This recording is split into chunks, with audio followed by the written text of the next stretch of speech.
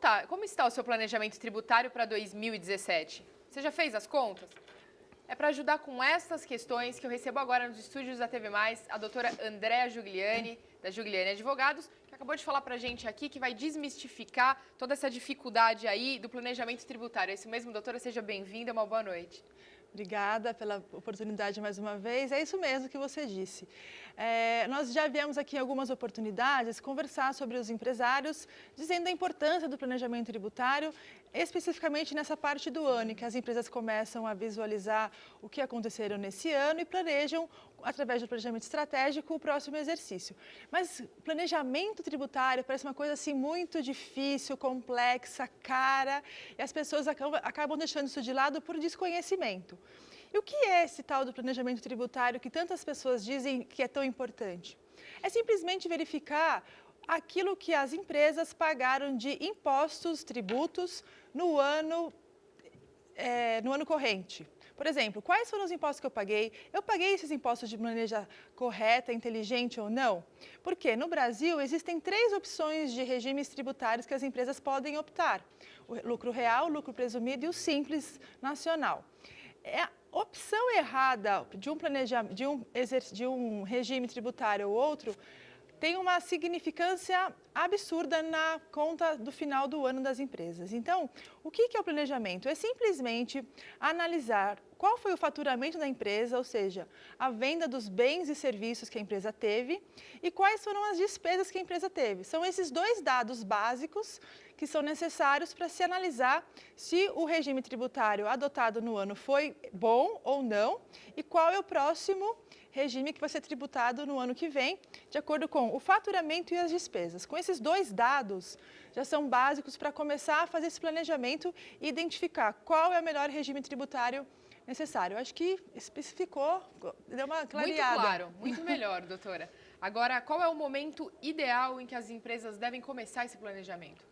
Então, a época exata para a gente decidir qual é o regime tributário é no dia 30, no último dia de abril.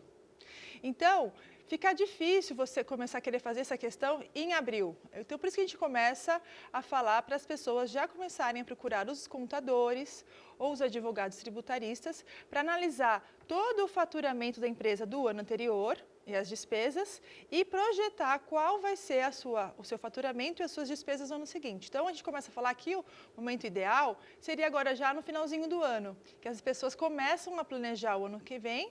Então, esse é o momento ideal para não chegar lá em cima na hora, em abril. E também é muito importante comparar e verificar qual o melhor tipo, né, doutora? Sim, que como eu realmente acabei de dizer, nós temos 3 tipos: o lucro real, o lucro presumido e o simples. Qual é a diferença básica dos 3? O lucro presumido, como o próprio nome diz, ele presume que uma parcela do seu faturamento é um lucro. Então, olha como isso pode ficar caro.